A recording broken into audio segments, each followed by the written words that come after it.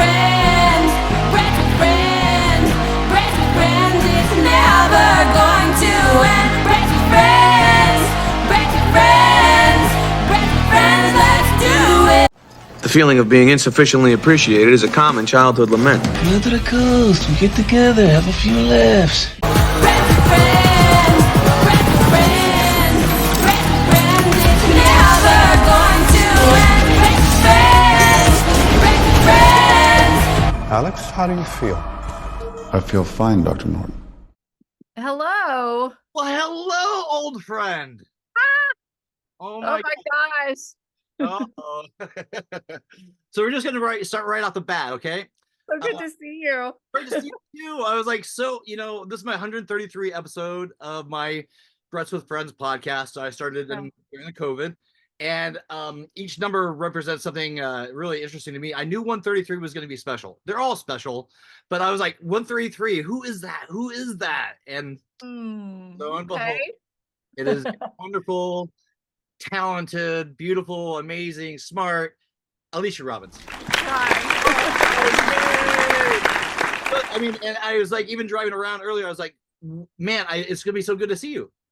Yeah, I know, because it's been years. It's been many, many years. Yeah, I and don't even remember when it was that I saw you. I think you were living in Venice, and I popped down there. I don't know. It's been maybe 20 years.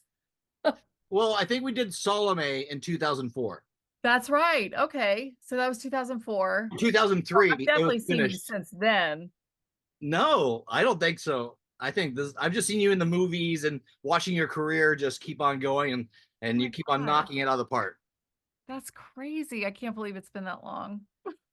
Well, let's not make it a long time for us to see each other again. This is Yes, agreed. Agreed. perfect. And at the end of the video of the show, I want to just go ahead and put on Salome, the film that you shot for me, Oh my gosh. and that was, What does it hold up? I think so. I mean, it's Salome and John the Baptist. I mean, it's not pop culture, but Yeah. and I remember the set.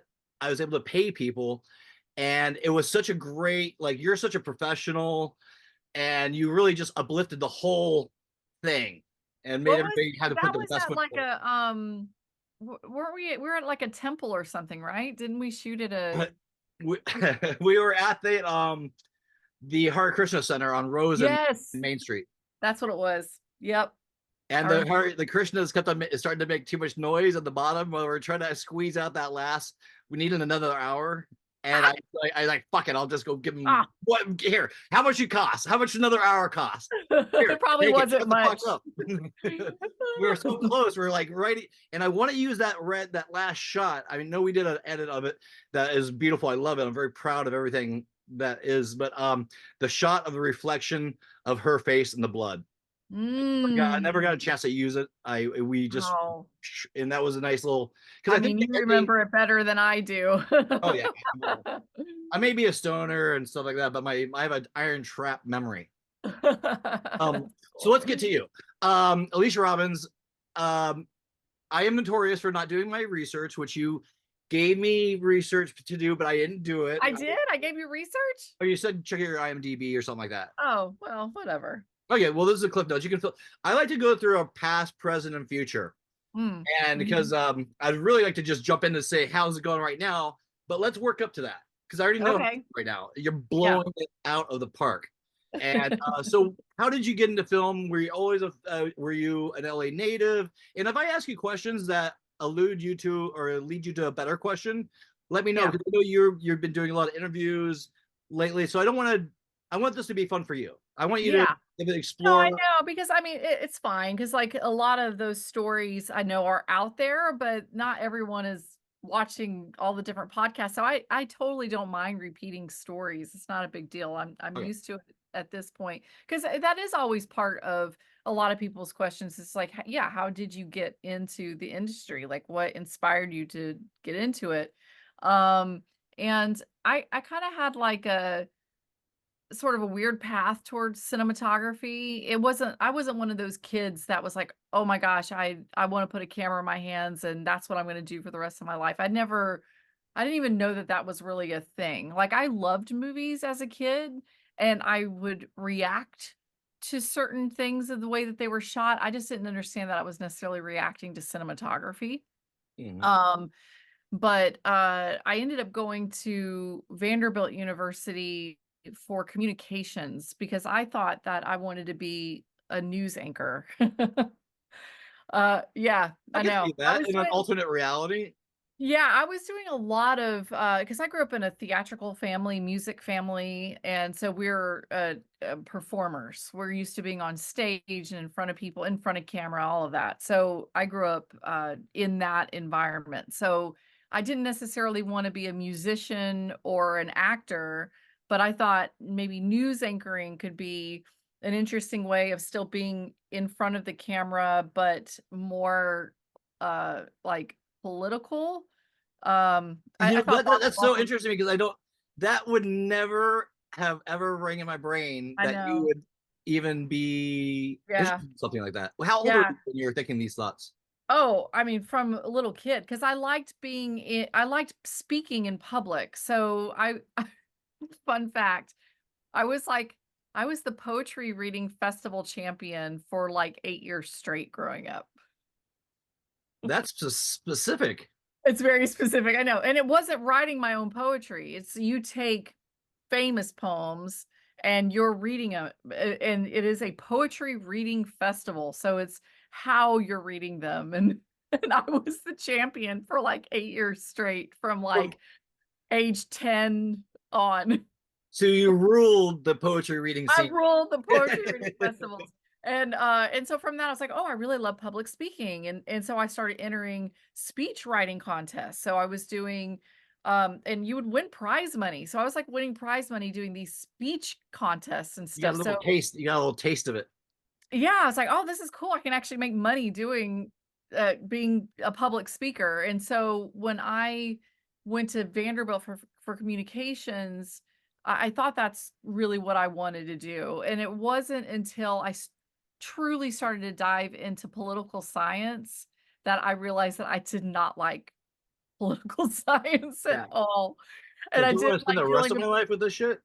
Oh my gosh, yeah, so I was like, "Oh, I don't like politics, I don't like political." It's like, you kinda have to be into that stuff, you have to be into wanting to tell those stories if you're gonna be a news anchor, and so I started to pivot a little bit in thinking that that's what I wanted to do, and it was actually when I came out here to Los Angeles. So I grew up in Alabama, went Okay. to Vanderbilt, Nashville, Tennessee, but my sister and her husband were living in Los Angeles at the time I was an undergrad, and they're like, "Well, come out for a summer and you can get a job somewhere and just hang out and you can live with us and blah blah blah." And so I was like, "Okay, cool." And so I actually ended up getting a job as a Universal Studios tour guide on the tram tour Perfect.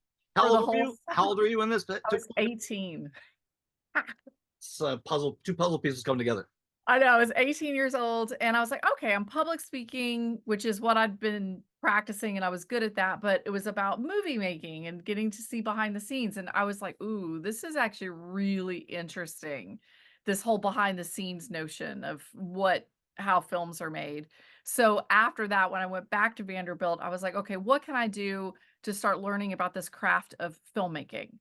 And Vanderbilt didn't really have a film program at all. They had a few classes, and Mhm. I took those classes, fell in love with the classes, and I just started to build my resume and my portfolio of things that I was shooting in undergrad, and then just trying to take gigs over the summer that pertain to working in the film industry. What was the first equipment that you started working out on? So, you for me shooting or first project that I worked on?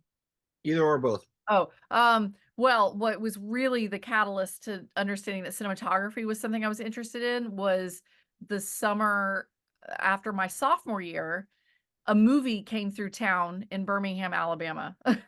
Production came in. A production came into town, Birmingham, and that is so rare. Like no one shoots in Birmingham, which Mhm. is unfortunate because it's actually a really great city to film in.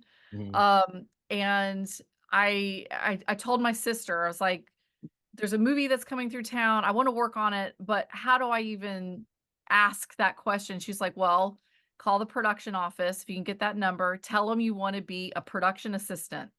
Because she knew that that was like the beginning way into any project. Like you be a production assistant. So I did. I found the number for the production office, called them, said, "Hey, I'm local. I'd like to be a production assistant."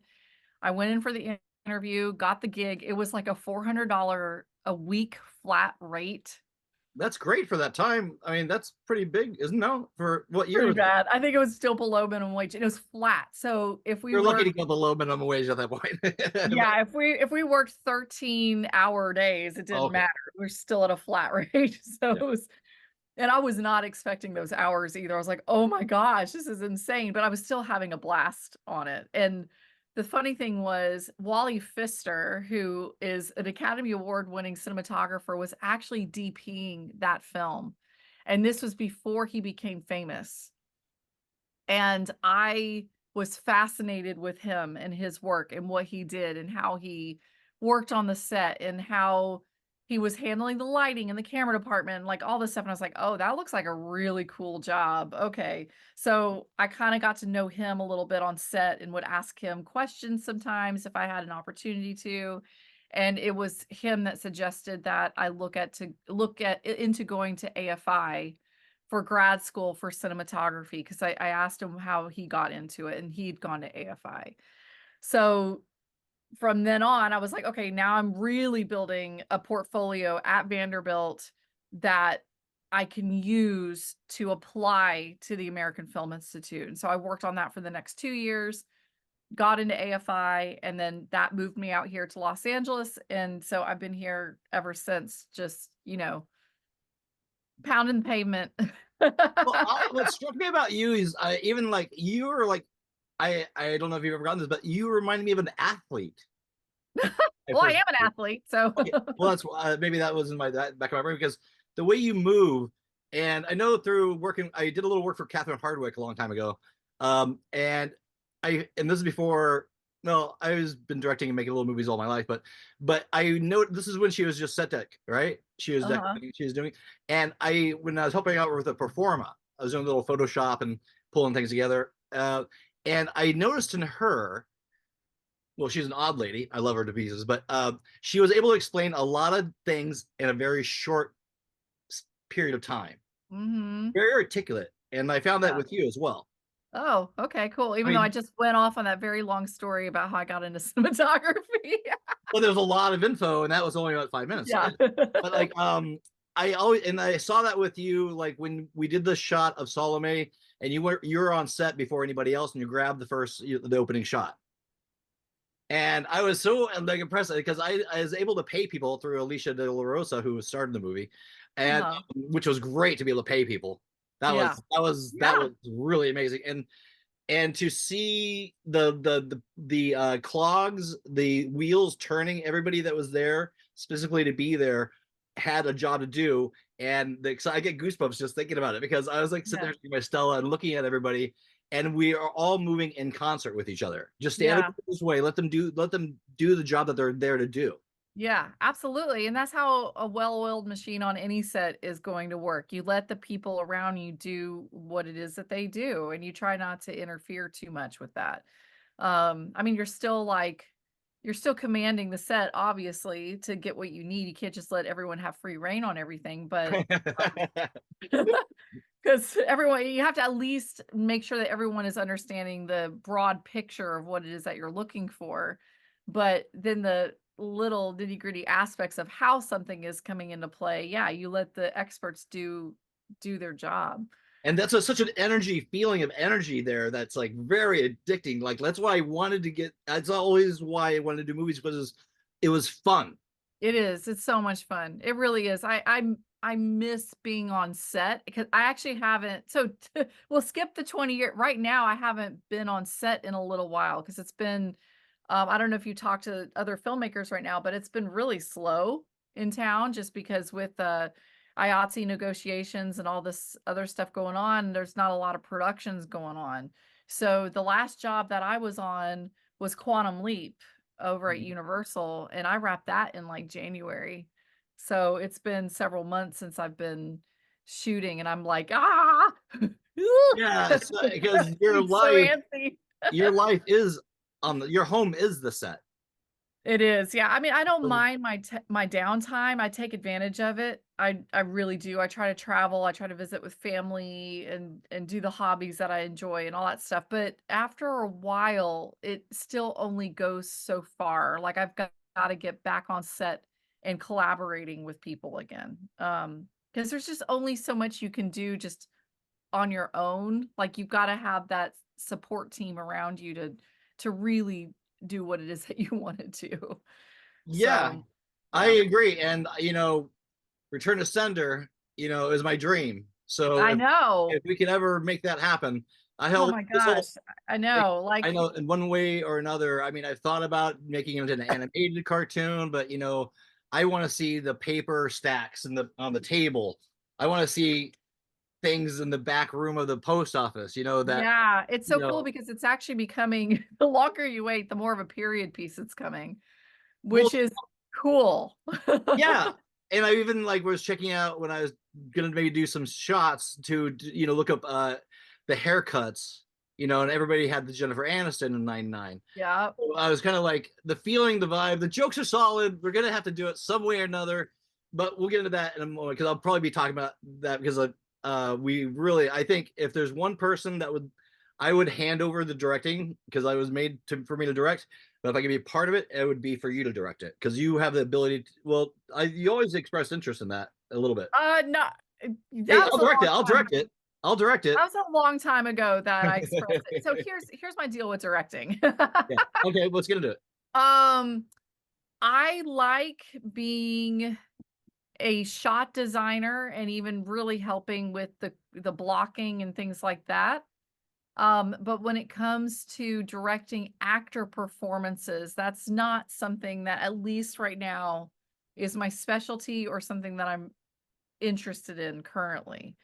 But in terms of like needing to come up with a visual style and shot design, then absolutely. And I know that's part of directing too. And there are some directors that I work with that way where they lean on me heavily for the shot design of the piece and I'm fine with it. It's a lot of work, but I like that part of it. Um so I like that part of directing. I'm just not trained or ready to be directing actors.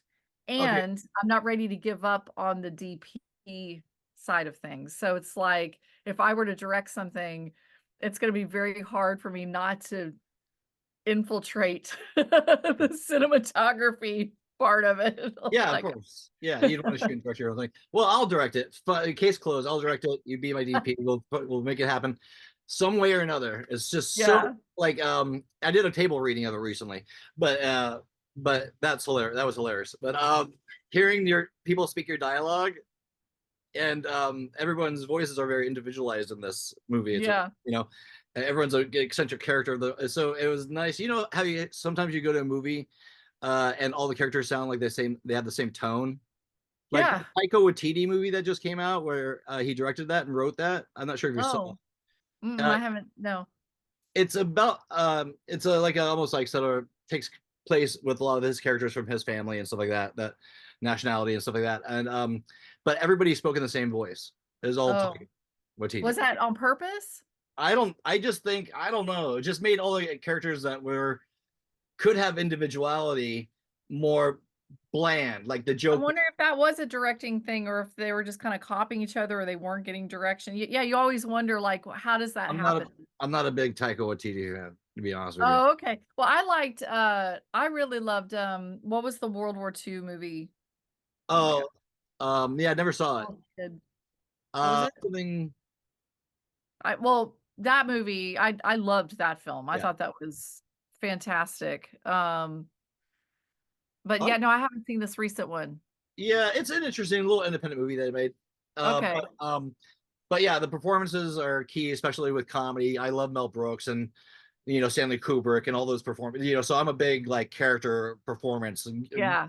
uh emo- emotional sort of thing. I cried four Yes. times watching Inside Out too. Oh. at the very beginning, I listened to all these responses, like I forgot about, I loved Inside Out 1, right? And I was like, oh, I went there, I had a little joint, had maybe a beer, and I walked in there, and the screen turned on, and I was like, ah! Like the first 10 minutes, I was like, and there's these girls that were like sitting a few chairs down, and they were like talking. I thought they were making fun of me for crying, so I'm like sitting there trying to do this without them seeing. And it was like, it's so I'm a very emotional person, so I guess that's why the character is. But have you seen that yet? Inside Out? No, I haven't. Mm-mm. You should see. No, Are I you will. You're a Pixar girl, right? I like it. Yeah, I just I don't gravitate towards animation that much, but I've definitely seen a lot of Pixar. Well, if you like characters and the visual, talk about visual style, I really recommend just the it's gorgeous, Okay. and it's gonna make you cry. Yeah. Oh no. That's okay. I don't mind. I can be very emotional as well. So what? Because I want to get into something that's probably going to be brought up at some point, but I wanted to talk a little bit more about your work on Planet of the Apes. Oh yeah. And if you can give us a little, I don't know, geek out to maybe some Planet of the Apes geeks that would kind of some sort of inside story on that. Yeah. Oh yeah, actually I have a good one that Okay. just happened, which is kind of fun. So yeah, I was actually a 3D rig technician on that movie. So at that time, I was really trying to find a way to get my foot in the door on bigger productions, and I wasn't really getting traction as an operator or a DP getting on bigger shows. And 3D was coming around. I mean, 3D's been around forever, but it was becoming popular again to shoot in 3D. And I knew Reality Digital was kind of like the top of the line in terms of 3D cameras. And so I reached out to them and just asked them if I could get trained with them. And fortunately, it was the perfect timing because they were putting a whole training seminar together with only like 20 people. And they trained all of us how to use these rigs. And then all of a sudden, all these movies wanted to shoot in 3D. And they're like, we need crew. Okay, all those people we just trained. The 20 people that were just trained. All of us that got trained, they're like, okay, you guys, you're going on this show, you're going on this show, you're going on, and you're like, wait, what? Oh, yeah. I mean, Dawn of the Planet of the Apes wasn't the first movie that I jumped on. I ended up doing a couple other films prior to Dawn of the Planet of the Apes. I was doing some 3D engineering as well, but I did Texas Chainsaw Massacre 3D and Step Up 3D in Miami, which is really, really fun. And then Dawn of the Planet of the Apes came around and they wanted me to be a rig technician on that. And so that was like the biggest movie I had ever been a part of. It was like a $200 million movie. But what the funny thing was, is I was always really fascinated with Andy Serkis because he's just a brilliant actor. And in watching him too, in his mocap suit and how those characters really come out that he's playing finally with the Caesar character, I was always just kind of in awe of him from the previous movies. And I hadn't seen him yet when I first got to set.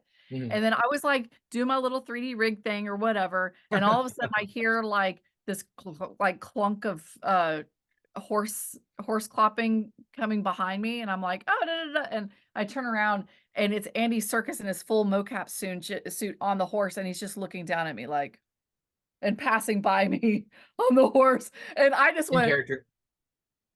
It's great. my mouth was just open. I'm just looking at him. He was probably like, who is this weirdo? Oh, he's probably in character. He's already in character, probably. He's already in character. And so I just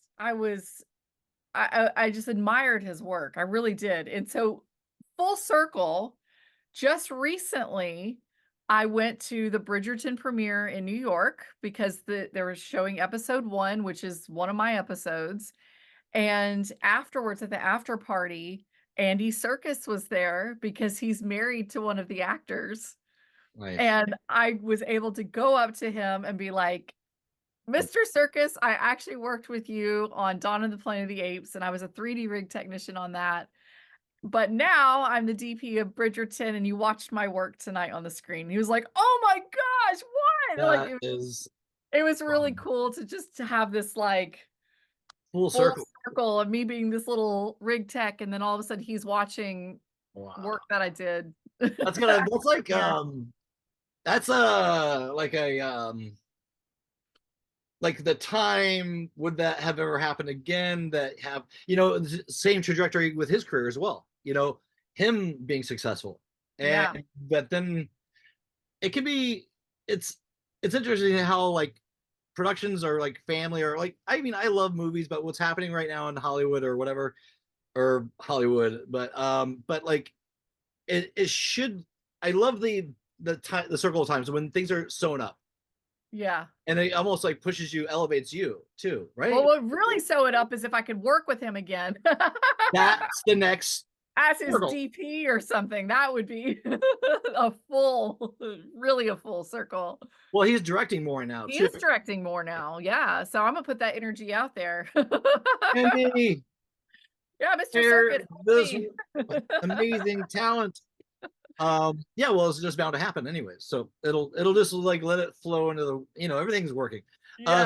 So so with did you ever do any more or just the one planet? I just did that one because that Okay. was yeah, they ended up I don't think they shot the third one in 3D. I think they ended up doing a post conversion. So I after Dawn of the Planet of the Apes, I ended up not doing 3D work anymore after that.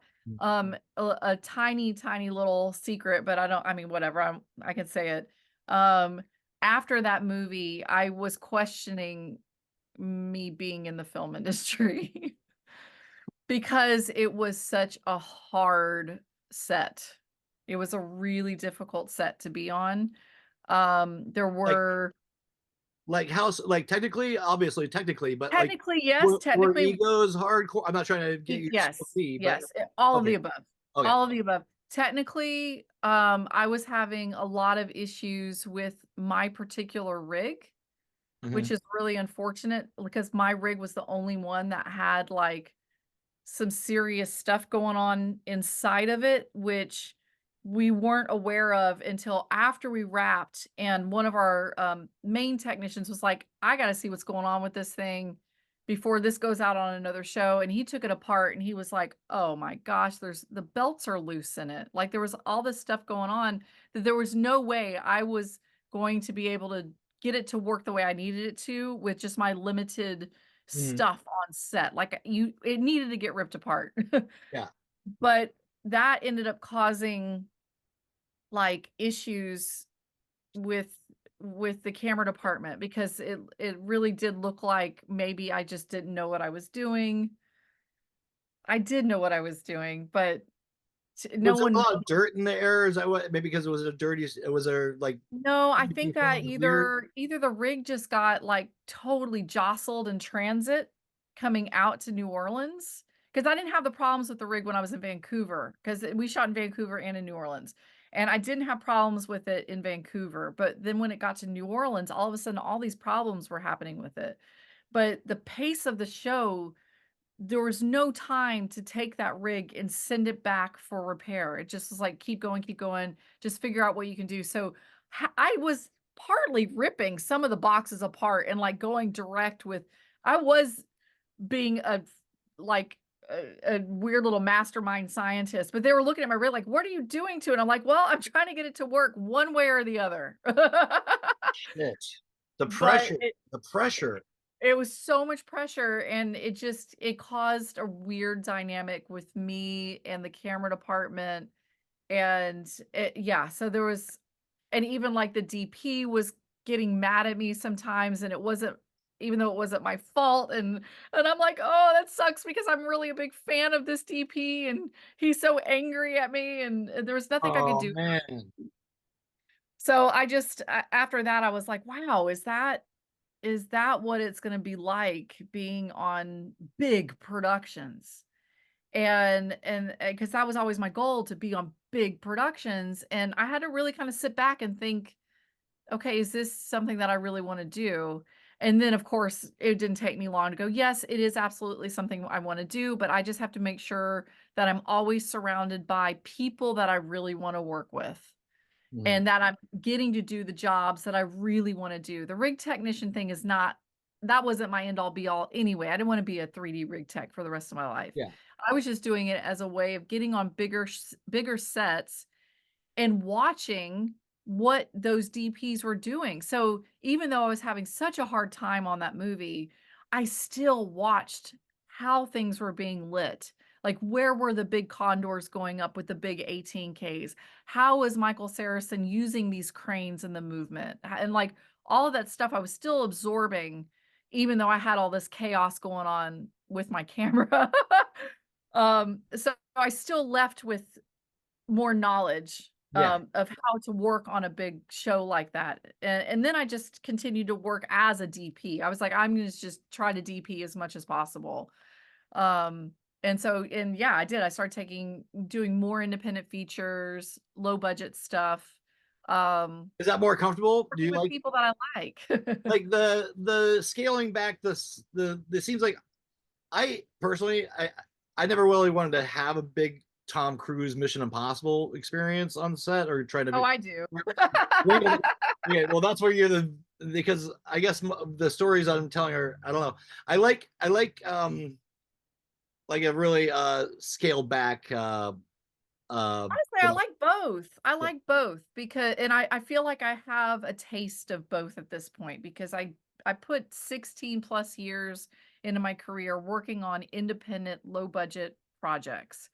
And then I launched into big television. So I haven't done a big feature, but I have been doing big television, Bridgerton being one of the largest of scale. We actually shoot it in a way that's very much like a feature. And there's things to like about both, honestly.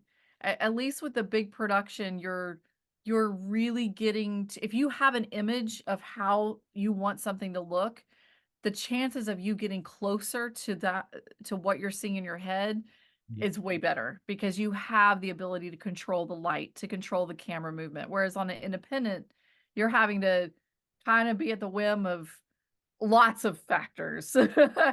and changing your vision because now you have this location that doesn't allow you to paint the walls or whatever it is. So you have to lean into that, like, well, maybe that's cool. Maybe it's a happy accident. And sometimes it is. Sometimes you actually get better work out of the projects that you don't have complete control over than the ones that you do have complete control over. But it's fun both ways, I Well, I guess think. the point is it seems like a lot of chefs in the kitchen on Uh, those bigger ones. Well, I think in features, maybe not as much. I think in features, the director has more of a say so. Mhm. Television is definitely known for having more people talking about what it is because you have a showrunner, you have writers who have a lot of control. Um, then you also have the director. So you have 3 to 4 people that might have a lot of influence versus like one person that has the distinct vision and say so, which is your director in features. Now, I'm sure that producers still are heavy-handed or can be heavy-handed in a feature as well. But it's not so much that like you feel like you're being stifled because there's different opinions. It's just you have to make sure that you're adhering to what the show A has already established if it is a show that hasn't been done before. Um, Honestly, there was a mini series that I shot. It was called Keep Breathing, and it was only 6-part mini series, and that felt like it wasn't a lot of chefs in the kitchen because it was just going to be this 6-part mini series, and so it really did fall on like really our showrunner had most of the influence on that, but it was great because it's like, oh, now we just kind of have this one voice that we have to listen to about what the style is going to be. Mhm. And it gave me a lot of free reign for my episodes to really push the limit creatively. Um, so that was actually that's some of my favorite work that I've shot to date still. What was the name of that show again? It's called Keep Breathing. It kind of came and went. It was on Netflix and honestly, it was unfortunate because the advertising behind it didn't really do it justice at all, so it didn't get the viewership that they'd hoped. Yeah. But it's actually a pretty cool project, and it's not that long. All 6 episodes, I think, are 3 hours top for all of it. So it's like watching just a very long movie. But the people who did watch it had really loved it. Like I heard something about that too. It had a little bit of a following there for a moment. it did, yeah, because people it was more of a a psychological analysis of childhood trauma like that. Huh. People thought it was going to be the survival series like Yellow Jackets, and it wasn't that at all. And we knew that that's what we weren't creating. But for some reason, the marketing around it made it look like it was this horror survival thing. And so people who were fans of Yellow Jackets and those kind of shows are like, "Ooh, yes, I'm going to watch this show." And then they watch it and they're like, "What is this? This is not what we expected." Other people who just happened upon it, not knowing what to expect, was like, "Oh my God, that's a very emotional show that touched on so many other elements that they weren't expecting." So I think it just wasn't marketed right, honestly. Yeah, that's a big. I mean, there's so much. There's so much. The media landscape right now is being thrown up into the air. It's like it's with the way people consume their media and how they consume it and how they're how much they watch on their phone when it's a really big picture experience. Yeah, I know. Like, did you see Godzilla -1? What about Godzilla? Did you see Godzilla -1? Is that the new one? Not the Kong Godzilla, not Oh, the no. Japanese Godzilla Oh, you mean like -1. The from one that the early. no, the one that just came out like last year. Oh, no, I Won, didn't. it won an Oscar for best special effects. I missed it. Holy cow! Drives me nuts.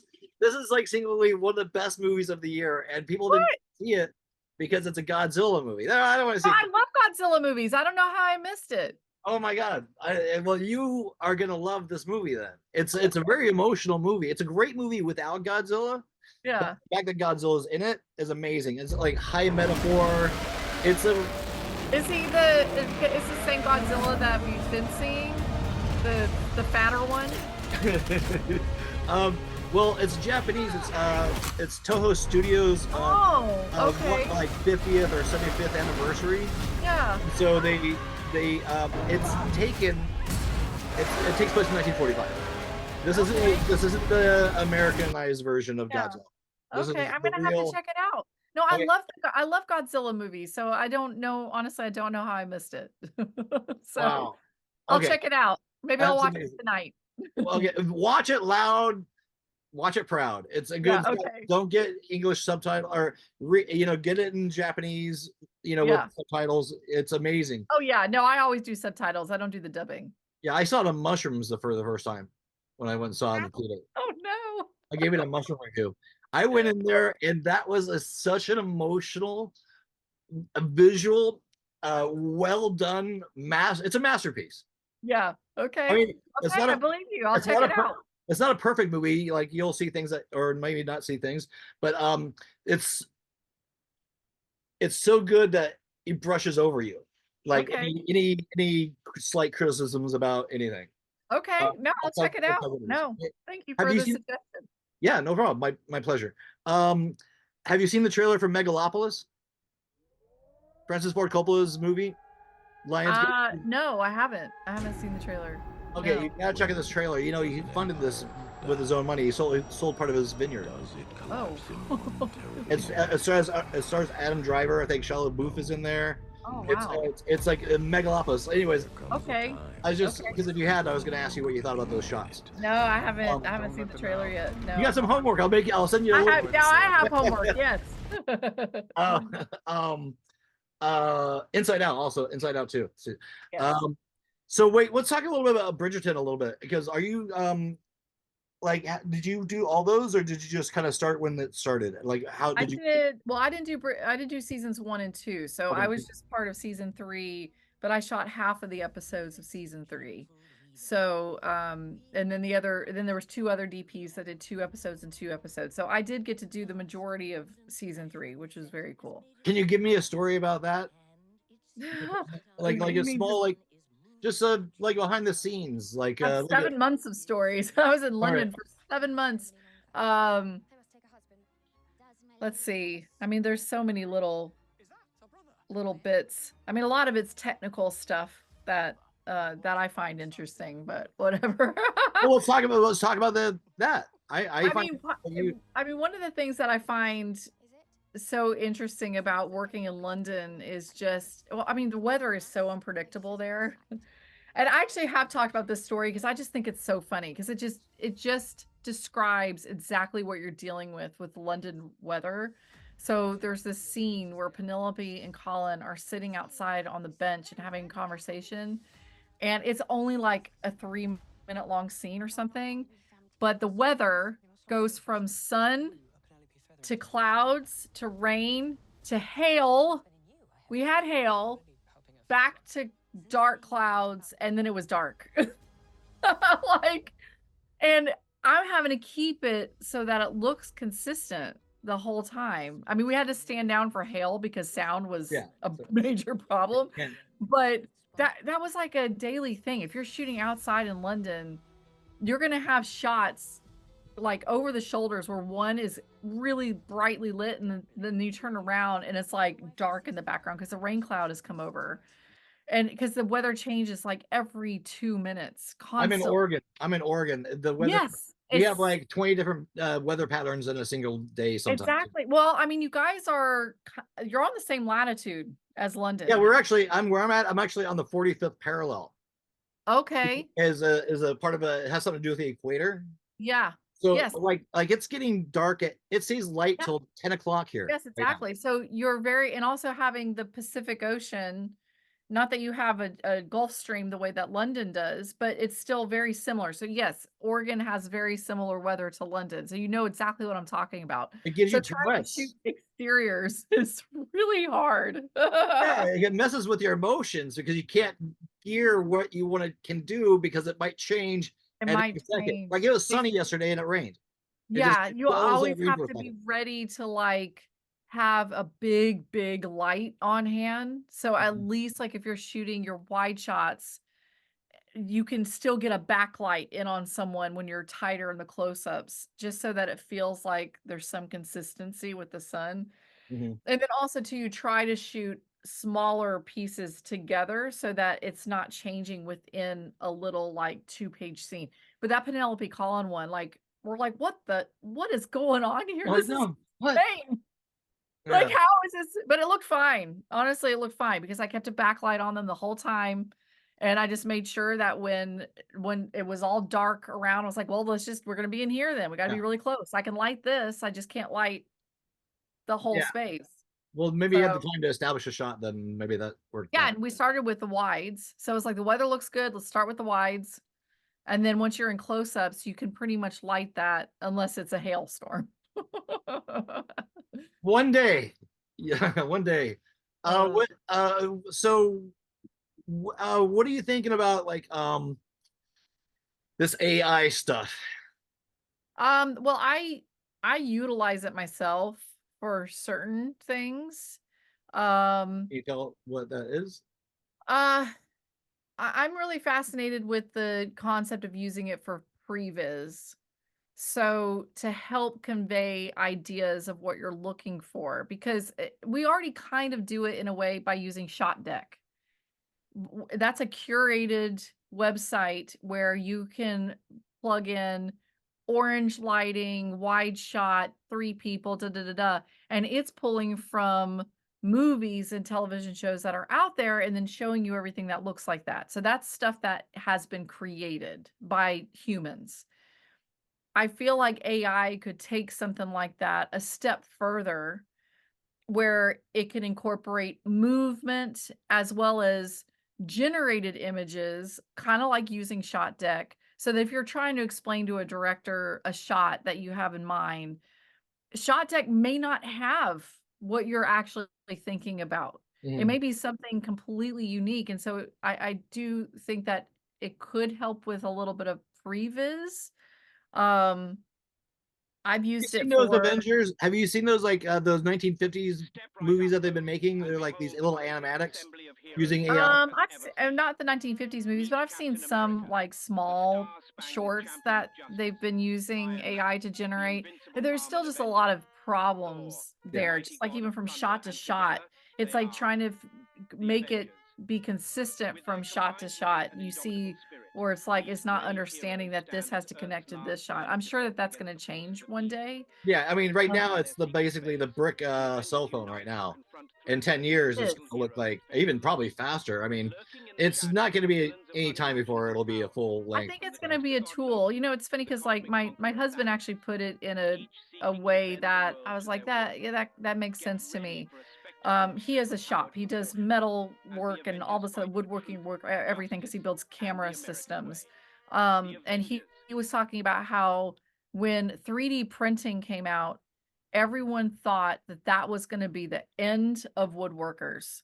Mm, Like no one was going to machine anything ever again. And what happened was that that's not the case at all. But woodworkers and machine workers actually use 3D printing to help them make their woodworking. yeah. And he does that. He has like 20 3D printers that he uses all the time to make these funky little blocks or whatever that helps them build something else.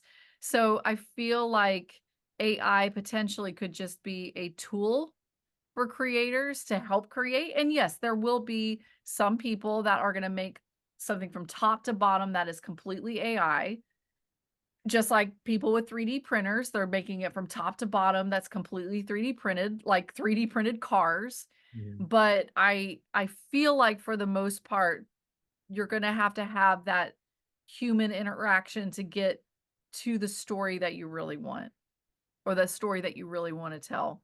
So there's going to be a variety of content out there. I don't think that AI is going to completely take over though. Knock on wood. Well, yeah, I hope not. Uh, yeah, it's the making things in a form before you actually build it.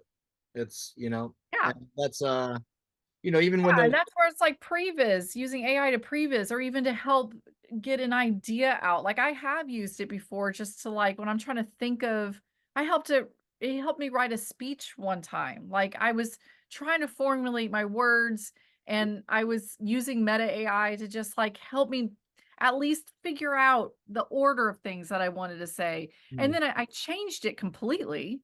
yeah, Like, you I use it didn't as a even take, targeting. like, a complete sentence from it, but it still gave me a nice outline of what I might wanna talk about.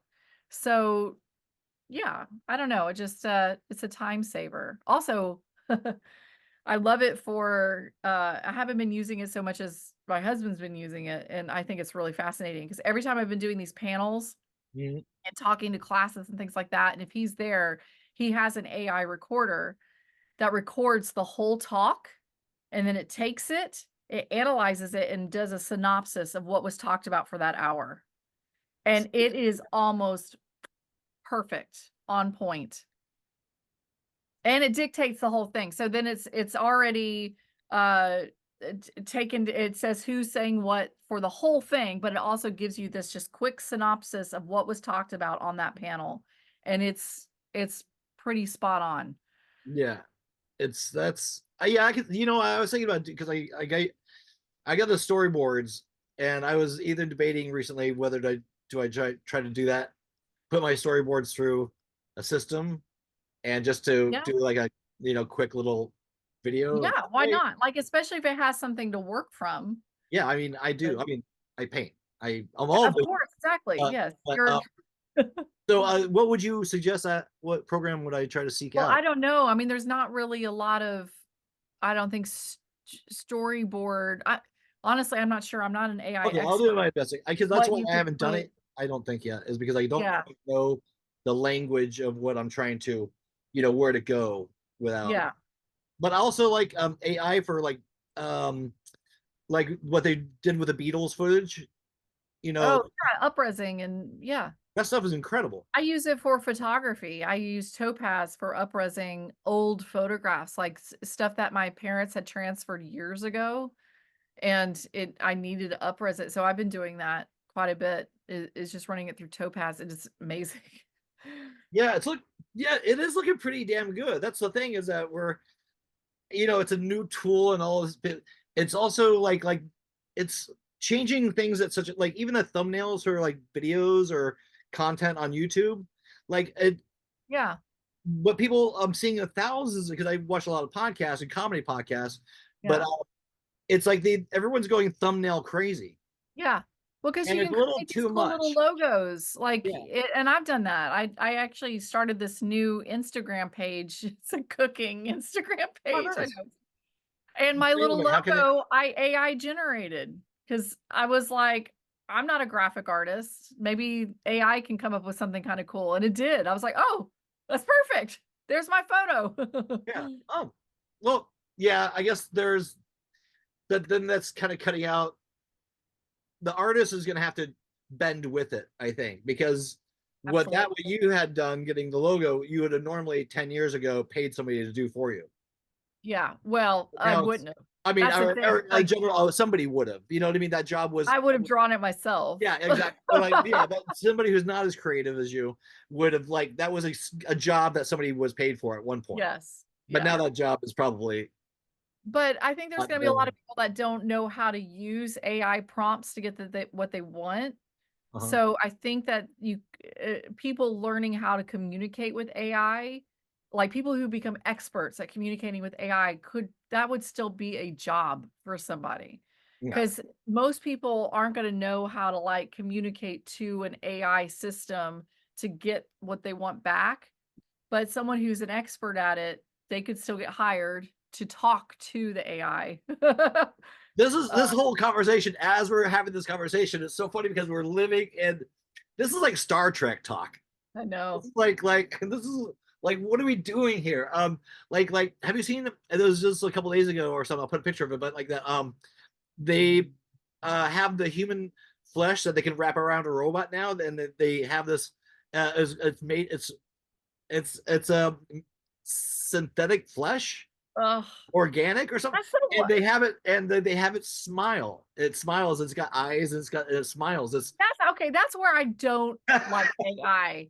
I don't want AI robots that look like us. Give me a cute little Wally thing, or make it not look like a human at all. Like I totally want a housekeeper that is a robot in my house.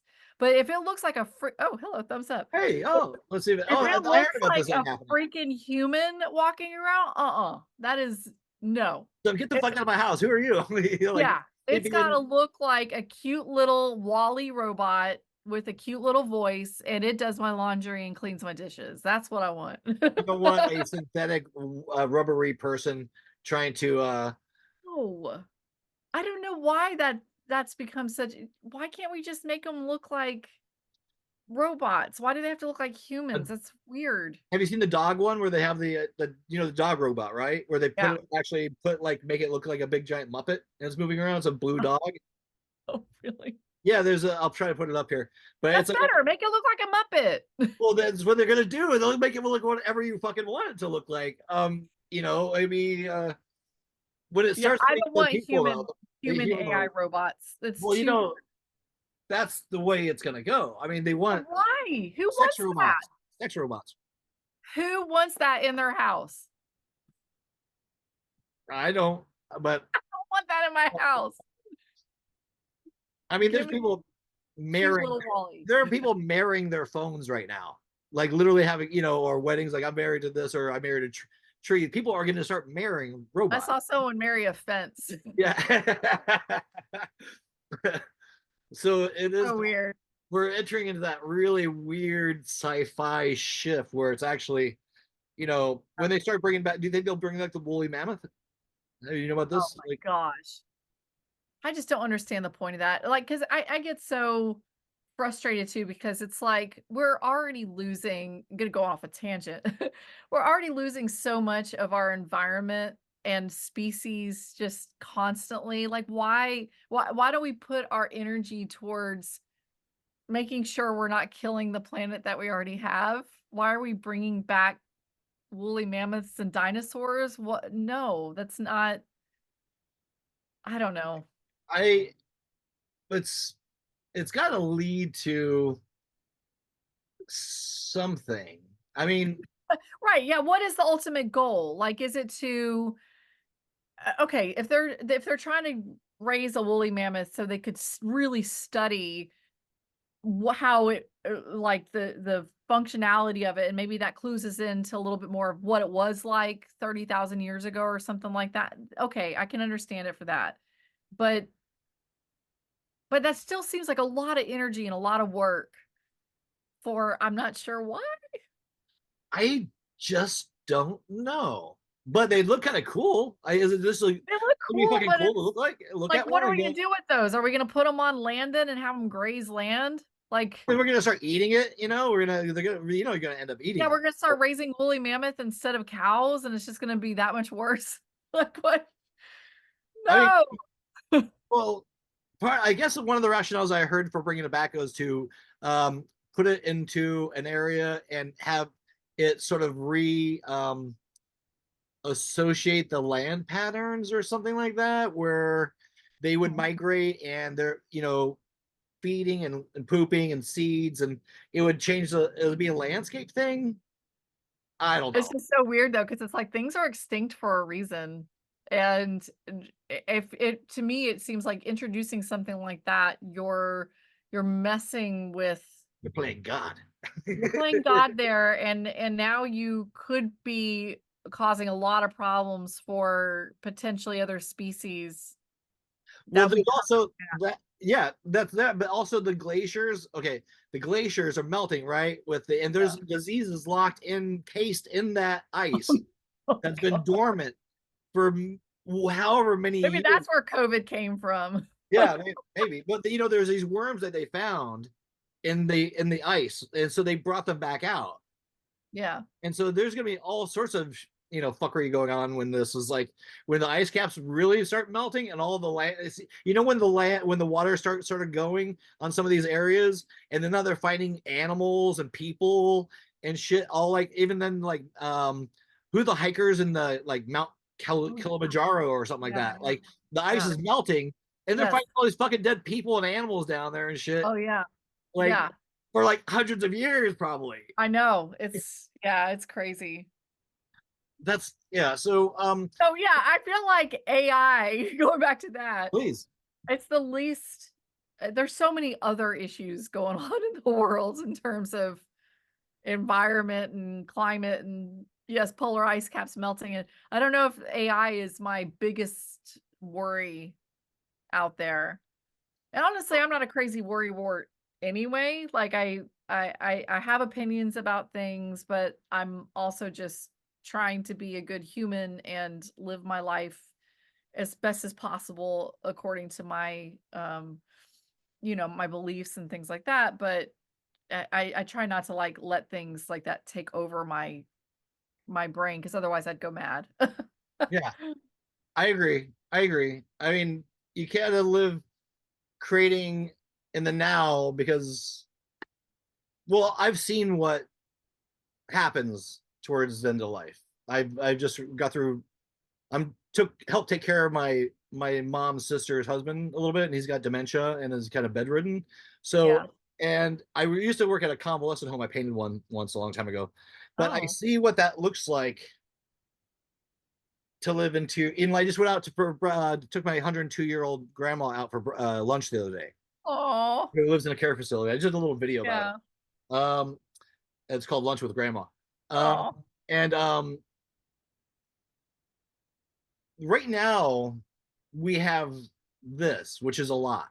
We have our creativity also, but we also have our youth, and I don't want to pass that up as like as far as like utilizing and moving on this planet, moving around, because it does.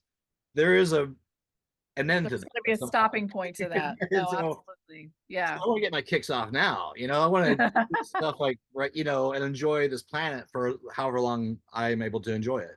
Yeah. Um, so the point of that is, I agree. I don't want to get caught up in bullshit drama for or things that really are ultimately trying to, you know, take my attention for something that's really real Yeah.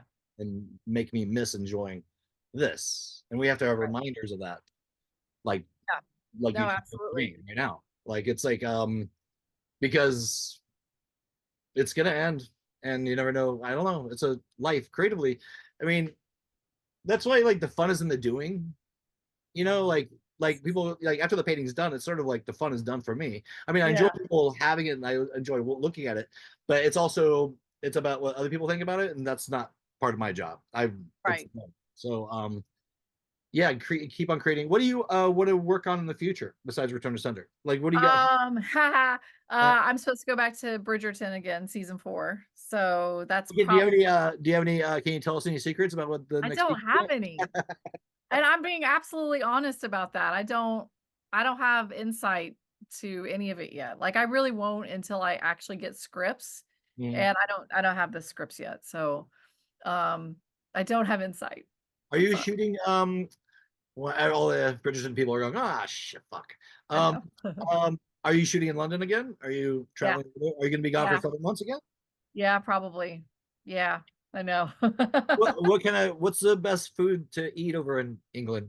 Oh my gosh. Oh, there's so much. There's actually really everyone's like, "Oh, British food," because I remember that used to be a That's why I thing was in the asking. past. That's why I was But asking because when I was over there, I was like, ooh, I was oh like, no, it's amazing. They have such great restaurants. Like I think over the last maybe 20 years or something, they've just been developing better and better food. And good. uh, the Indian food is hands down some of the best Indian food I've ever had in my life.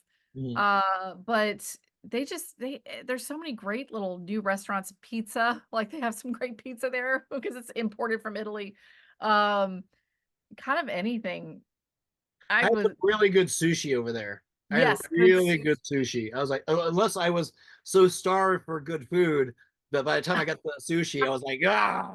No, they have my favorite sushi is still here in Los Angeles, honestly. I had some good sushi in the UK, but I still prefer sushi here. Um, Do you want to say the name but of the yeah, I mean, restaurant? if I feel like any little town that you go into, there's always a great restaurant, and it didn't matter how small the village was, there was always something that was really good.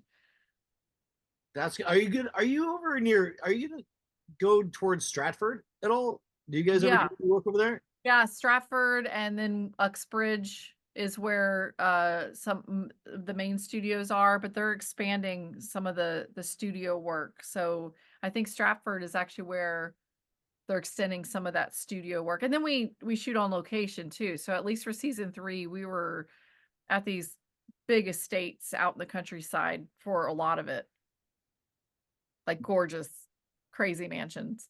Yeah, I went through there and yeah, it's got the craziest fucking architecture on some of these. Is it who's the writer that was born in Stratford, England? He's a folk famous the one to be or not to be. Oh, Shakespeare. Shakespeare was he born He in? was born in Stratford. I don't know. I should know that, but I think he my was. sister, if she watches it, she's gonna be so angry at me if I didn't know where Shakespeare was born. We'll put it up on the screen right now where Shakespeare is born. So, Yeah. yeah. um, so you're gonna when do you take off for that? I don't know yet. I'm hoping this fall, but dates aren't set in stone yet. So I'm waiting to find out for sure when we're gonna start back. What? Okay, well, that's good. That so you're on call. You're like I'm on call. It's just like, it's a it's weird timing though, because like if they want me to come back in the fall, then that's only about 3 months between now and then. And it's hard as a DP, it's like it's really hard to just plug something within 3 months because usually you need prep time and then shoot time and because I don't really have anything in the works right now, like if I were starting to shoot something in August, that would be perfect. mm. But I would know by now if I was shooting something in August. So it kind of leaves this strange window of trying to fill in work. And Yeah, I'm still not knowing what the date is that I'm supposed to go. It's kind of like I'm sort of in limbo. I'm a little bit in limbo right now, which is that happens though. I mean, do you, it's do you think it'll ever, with the writer strike and all that stuff that just happened, there's still the echo of that effect happening? very much is, yeah. Yeah, that's part of it. I mean, and I was fortunate enough to actually be on Quantum Leap during when the writer strike happened. So I got to shoot some episodes for it. Writer strike happened. We stood down. As soon as it was over, I came right back to work. So I was lucky that I did have a show that I was working on and actually had some work this last year. Yeah. There's a lot of people out there right now that have not worked in over a year. And I don't know how they're hanging on at this point. Like it's really tough. A lot of them aren't. A lot of them have moved back. I mean, LA's Yeah. become like people ask me when I'm going to come back, but I don't know. I don't know when I'll go back. If somebody is to hire me for something, I'd do it. But like Yeah. to do that again would be ridiculous. It's even I was selling paintings, but I was selling them at a fraction of the cost. Yeah. And I was just to keep up with pay the Yeah. rents or gas or all that stuff. And I can't imagine doing that again. And I was talking to my older friend. He's all, "You're just getting old." I was like, I said, "I don't want to go back there right now." He's all, "You're just getting old." He's like a 75-year-old guy I know at the bar. And as well, you're probably right. I don't have the I can make this, I can make movies anywhere, I can write and stuff like that. It's Yeah. definitely changed. Like you're leaving to go to London to do this project. It's Yeah, not exactly. I mean, well, I do feel like I need to be in Los Angeles because I still will get jobs that happen here, and it's just way easier to be able to take those meetings here and everything. Pardon me. But yeah, I mean, I have work that takes me all over the place. Yeah, London last time, Vancouver for that Keep Breathing series I did. I've been all over the place. So, yeah, I never know where I'm going to be next. Do you like living in Los Angeles? I do. I actually really love it here. So I'm gonna have to get some water. Can you Yeah, hold please, for please, 1 please. second? Absolutely. I just Please. realized I usually have a bottle right here and I Oh, don't. great. I'm like, oh no. No, we'll be right back.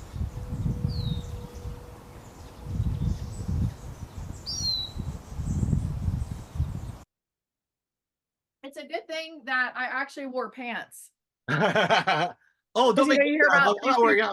I'm doing a Donald Duck right now with this thing. you know yeah, the whole like, oh, it's a Zoom call. I don't have to wear pants thing. It's like, uh-oh, but what if you do have to get up to go get something? That's now you're enjoying your time off Yeah. if you're around with pants on. So I want to talk to you if you can. You get a little bit more time. Do you have a heart out? Like, have you seen patterns in and what patterns have you seen like doing the work that you do that you're seeing? Obviously, the things changing. There's the YouTubes, the Netflixes, the streaming, the big picture event movies that come out and get an audience on this big screen. And the technology is like it's all really happening really at a fast pace right now. Yeah. How does it, even with YouTube, people were able to make a lot of money, but that is dwindling down. Like, Mhm. because I was watching this big long thing on this the other day about how like and like how TikTok and Instagram changed Facebook into shorter, more condensed material, and YouTube was giving money out more freely to content creators, and now they don't really do that too much. It's really harder to squeeze a buck out of them, but people are still formulating, I thought, model and basically doing things that normally they'd be paid to do for free. Yeah. Um, where do you see this going? I mean, I think part of the problem right now, just across the board in the industry, I just think there's just too much to choose from. Like, and I honestly, I think that's part of why the industry, filmmaking at least, is slow because I do think that a lot of streaming networks at least are going to pull back on the amount of content that they produce just because it's overwhelming at the variety and the amount of content that is put out there. So it's just like supply and demand. If everyone is creating content, then that Who's supply chain watching is skewed. it? And who's watching it? So it's like unless you have million plus followers on YouTube or something, it's gonna be really hard for you to monetize the work that you're doing because there's just so much out there. And this is, I feel, across the board, even like with equipment, right? And DPs talk about this all the time. We're like there are too many lenses. Uh-huh. The choices in lenses now is just it's insane. It's insane. And you're like, okay, so now you're having to test all these lenses and you're trying to find the little tiny differences between this one and that one, and they're so similar. And LED, like the amount of LED lighting, there's like a new company popping up like every single month that's creating some new LED light panel or whatever. It's just like the sheer volume of content and stuff to create this content is just, it's overwhelming. It's ridiculous. Like, Well, embarrassment of wealth or riches, as a what do they call that? I just feel like maybe, and I don't want to tell people to not be creative. Like, that's not the idea here, but what happened to, and maybe this is just because I'm in Los Angeles and this is where a lot of artists live and this is where people are trying to pursue these dreams. But I remember, at least growing up, there was a one person in my school. Oh no, sorry, there was one, and it wasn't me, that wanted to be a filmmaker. So now, yes, I grew up in Alabama. Everyone else wanted to be a doctor, a lawyer, a nurse, a teacher, like all these different things. But here it just feels like, or now in general, and maybe this is across the board, everyone wants to be a content creator of some sort. And I do think a lot of that did come from the YouTube and Instagram and TikTok, where all of a sudden there's influencers that can make a ton of money creating content for these social media platforms. And I'm just wondering if, like, the youth, I sound like an old person. The youths. The youth is like, oh, I don't have to go be a doctor. I can just be an influencer. I just got to get popular and know how to talk about makeup or whatever it is. And it's like, no, you can't. We need some people that actually do regular jobs. Like, what? Accountants. Oh my gosh, you know how hard it is to get a good accountant? I haven't tried lately, but It's very difficult, and part of the reason is no one wants to be an accountant. Nobody. well, that's where AI comes in. Well, sort of, not quite yet. You know, I mean, we're gonna put so Maybe. much. We're gonna be so underwhelmed of the actual AI, where everybody's got all these different things that they're projecting onto what it's gonna do and not do. That maybe it'll be anticlimactic. Maybe it'll just say, Well, I would love it if you could have an AI accountant that actually does it properly. That is a job that no one wants. And so sure, give that one to the AI. And that, I've heard this being talked about a lot, where it's like, why is the AI doing the creative stuff? That's what we yeah, want to do. yeah. Don't give them the creative jobs. It needs to do laundry and things like that. Yeah, I think it'll be But fun to see eventually what the aspect of design will look like when they start, like how they're doing these, miniature version of, or doing artificial versions and then actually putting things into wood and but sculpting it yeah, out in a different form. And but like when they start going into like the dynamics of an engine yeah. or something like that, when they start going into crazy, like, I don't know, do you like that Tesla truck? I think it's weird looking, but Yeah, I saw one. I was like, it's like, I don't know. It I've just, seen better looking cars. Like, I don't know, there's something about it that I'm just not, I don't think it's a very attractive car. There's other electric cars out there that I think are way prettier. yeah, I always think the designs of like the spaceships and the Star Wars, the one with Yes. the one, I forget which one, but he drove like he was in a hole and he drove this one out, looked like a Cadillac. It was really top heavy, but it's Yeah. just the beauties of that shape. Yeah. I think we could go really like Art Deco, Yeah. or like futuristic Art Deco, maybe. Right. Yeah. Yeah. But yeah, no, going back to kind of like the people not getting paid. Honestly, it's just, I think it just comes down to there's just too much. There's just too much everything out there. And not to dog this either, but there's too many podcasts too. No, totally. I believe. Don't stop watching this podcast. Go No, go I walk mean, but in there the are flowers. so, Go breathe the air. Go outside. Don't take throw your phone away for a second. like, who wants to listen to all these people talk? I used to think that. I mean, it does have a cycle of things. There's like, because I liked a lot of I mostly listen to comedy podcasts or watch, like Yeah. Tuesdays with Stories, and Andy Kindler's got an amazing one that's just an audio called Thought Spiral. That's my Okay. new, but and Paul Giamatti's got one that's really good right now. Yeah. It's an audio podcast. He just had Bill Hader on there. It's fucking Oh, one nice. of the funniest fucking things I've ever heard. Yeah. And but like there's like a news. You know how we used to have magazines, Yeah. and Yeah. then and I would, and that basically those magazines, like the one on Main Street in Santa Monica, I used to go there all the time and look at all the different varieties, and magazines would change shape and Yeah. sizes get less or smaller, more Yeah. condensed as they went on in time, until they weren't they were a shadow of them for their former self, Right. but that kind of transferred over into all those, like all that content went right into the internet, Yeah. you know Yeah. porn magazines to Wall Street Journal to you Yeah. know all these different blends of of visual things went right to the internet. So I think just if that's a mirroring of that. It is. Yeah. Because it's a And lot so, more trouble to have to print something. And but now, then at the same time, you have somebody who'll print any, or now they don't, the asshole who shouldn't be getting enough money to print something has a platform too. yes, there's a um, platform for everyone now. And anybody can put pretty much anything out there that they want, and people are doing it, whether it's good or not. They're oh putting yeah, it all that's the whole out. thing. And It's so a it's like how sea of media shit.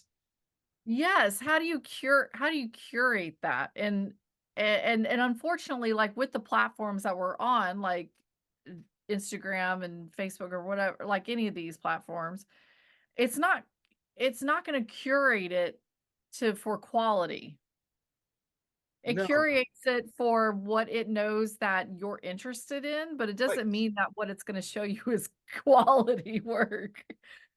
You Well, and know? So, people get addicted to clicks. yeah. Even like with my small but 227 people subscribers, I think Woo! the and there was like Rick Overton is a character actor comedian, and he was on the show, and he said, because he had a podcast before anybody, like not before Tom Green. Tom Green kind of set it all off. And I Yeah. like what Tom Green's doing now. We'll talk about that in a second. But like he said, let it be what it is. Because I said, what should I do with this podcast? Like as the 50th episode, Yeah. like, he goes, well, let it be what it is or what it's not.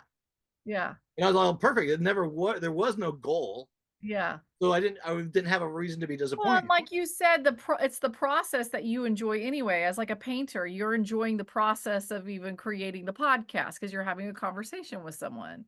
I Mhm. think that is a healthier relationship with content creation than what most people have. Most people want to create content so that they can become famous and make money. And they think that that is like all you have to do is just like, if I put this out there, then somehow I'm going to become famous and I'm going to make money. It's like the underpants gnomes. Mhm. Mhm. You know the underpants gnomes from South Park? Oh wait, underpants? No, no, yeah, the underpants no. Where they're like, you steal underpants and then you make profit. That was it. Like they had no in between of Yeah. how you steal underpants and then you do something with it to make profit. It was like, no, you just steal underpants, profit. And I feel like that is most of the content creators, at least on social media platforms, feels like, oh, if I just put it out there, then I will get discovered and I'll be rich and famous and be an influencer. And that's just not how that works. There's a lot of money and time and expertise that goes into truly being one of those people that can make a living off doing that. And I don't think people are understanding the practices that have to go into becoming one of those people. Whereas, like, if you become a teacher or you become a doctor, you go to medical school or you go to college and you study these things and you work hard, you make good grades, and then you become that thing. Mhm. There is no like guidance for how someone becomes a content creator for YouTube and becomes successful at that. There's people just, I feel like, oh, I just created and I put it out there and I'll get followers. It's like, no, you don't. Yeah, you can't like I want to talk. Remind me if I forget, but I want to talk about fame for a second with you. But like, there's a lady who liked my painting, and I said, "Oh, do you paint?" She goes, "Oh, I paint." Oh, I don't paint anymore. And I said, "Well, why don't you paint anymore?" And she is like, "Oh, she's like Ukrainian or something like that, or Brazilian. I'm not sure, but she had an accent, and I said, "Why did you stop painting?" And she goes, "Oh, I couldn't sell any of it." And I was like, "Well." Yeah. That's not really the point of doing Yeah. it. If you're looking to make money as something you love, Yeah. I would try and, knock on wood, hopefully I've done a little bit of that, been successful in that, just being an artist and making my living, what meager living I do have of it, but I do my own shit. Yeah, But you have to love the craft. yeah, if I don't love painting, well, that would show in the work. But Yeah. like, so and people, and that goes to actors. Actors, Hitchcock once said, actors are like are cattle. I remember. I've heard that. What How, did he mean by that, though? they're expendable. There'll be another one in a second. Go ahead and put that through the meat grinder. We'll have another one here. We could film. That's how I took it. Um, Fame is fleeting. Actors, particularly about acting, people will work their whole life up to this moment to get this like 2 or 3 year, if they get a sitcom, maybe longer career. Very rare Tom Hanks, Meryl Streep careers. No, it's very rare. Look at Yeah. all the actors from 10 years ago on the Yeah. there's countless. Hollywood eats people up on a continual basis. Like they work their craft, they get lucky, or sometimes they get a gig, um, and it becomes a franchise or something like that, or a TV show, and then it's over. Yeah. The lifespan is over. They had it for, and then they chase that. Some people do in one aspect or another, and it gets a little sad. But what do you think about like I don't know the amount of disappointment somebody has to go through to create something or to find out that I don't know. I don't know really what I'm asking, but like that's a hard life. Why would anybody want to put themselves through that? I mean, I do think that Is it for fame? pursuing acting is a way tougher gig than pursuing cinematography for sure. Um, like I don't I have friends that are actors and I don't know how they do it. Yeah. Because it's different than because it's almost like they're rejecting the person, not the work. Mm-hmm. And I could see how that would be just really painful for somebody to get that rejection that way. At least with cinematography, I feel like as long as you're doing consistent good work and always trying to reinvent yourself too. You got to stay up on technology. You've got to know new systems. Um, you got to be able to reinvent yourself a little bit here and there. If you're making new connections, I feel like you can have a nice long working Mm-hmm. uh life with cinematography. I mean, you see DPs that are in their 80s that are still shooting and they've been shooting since their 20s. So it is something that you can do your whole life if you have the right oh my cat sorry Oh, if you have the right if you have the right approach to it. And that's always been my feeling about it is I can't imagine myself really doing anything else. So I don't really have a plan B for what my career would be. I mean, I have dabbled in teaching here and there, and there is a potential that there would be one day that maybe I would be a professor at a school or something like that. I mean, that would be pretty cool. Yeah, that would be cool. Um, but it's still going to be a cinematography. I'd be a DP, a cinematography professor. Like it's still going to be within my craft. Yeah, yeah. So, I don't really have any other skills. Yeah, it's yeah. The Plan B thing, I didn't really have that in my repertoire either. Yeah. But it is scary because it's like, okay, well, what if this industry does go away? Then my gosh, then I'm not even teaching cinematography anymore because why would I be teaching cinematography if that doesn't even exist? I just think It'd that be that's cinematography history or like cinematography history, yeah. Filmmaking history. I feel like we're just so far away from that being a reality. I do feel though that people who are just now entering the industry, because the market is so saturated with so many people that want to be those rock star positions. They want to be a writer, they want to be a director, they want to be a DP, a camera operator. Like those are like some big rock star positions that people want. Diversifying of what you can do in the film industry, I think is really important. And actually, I just spoke to some students in Oregon, and I was actually really impressed with. I asked everyone in the class to just tell me what their interests were, like what they wanted to go into, and there was only like out of 30, there was only one that wanted to actually be a director. And normally, like years ago, if I asked that of a film class, every single one of them wanted to be a writer director. Yeah. But I think that it's starting to clue in maybe a little bit, at least with some students, that that is such a difficult position to achieve that maybe looking into other avenues like art direction, a prop master, a VFX supervisor, like there's so many elements that go into making a film, then my cat is so loud. No, it's true. There is a lot of places for people to work, but I don't know. I'm just, I'm backing and just thinking, oh, He's a loud Katie. mouth. Oh, sweet. He's a loud one. Yeah.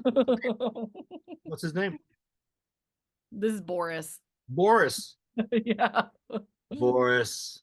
Yes, he's a loud kitty. He's wanting attention now. Pay attention to him. I'd love to have him on the welcome the conversation.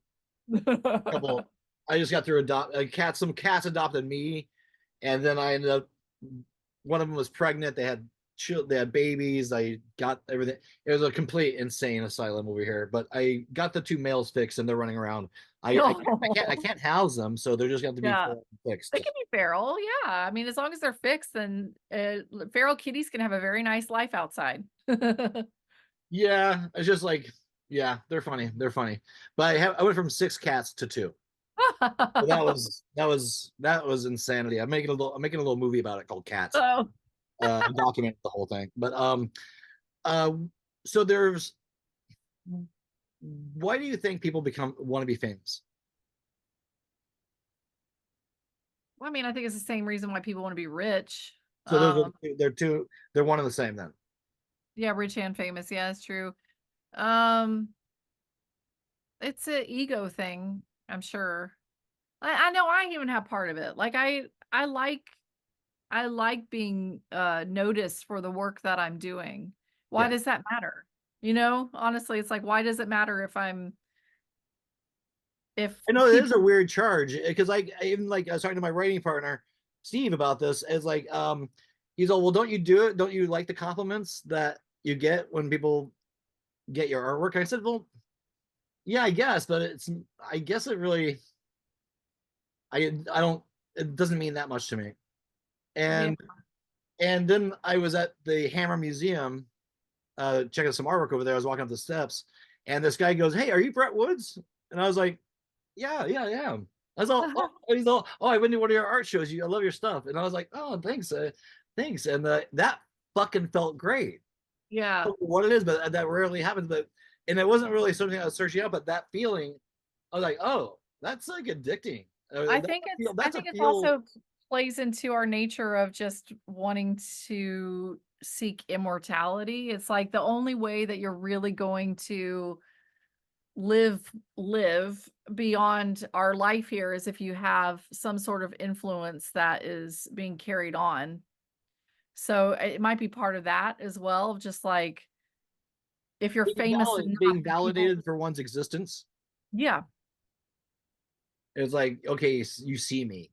But the thing there though is, in order for that to really be true, you have to be so famous.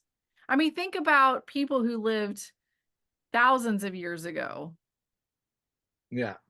Like no one really knows Unless you're the biggest of the biggest famous person, like Yeah, Socrates. if you're Queen Nefertiti or King, Exactly. you got to be. So it's like, think about 2,000 years from now. Who are the people now that people will know of 2,000 years from now? Who do you think? Donald Trump is going to probably be one of them. No! I know, right?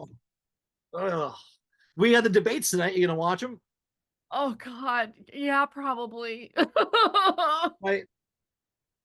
I'm probably going to watch them too. I just want to see if Trump's just become like sparks start flying out the side of his head. He's been planning on losing this debate for like a few months now. He's been talking, maybe I'll let him win. It doesn't matter.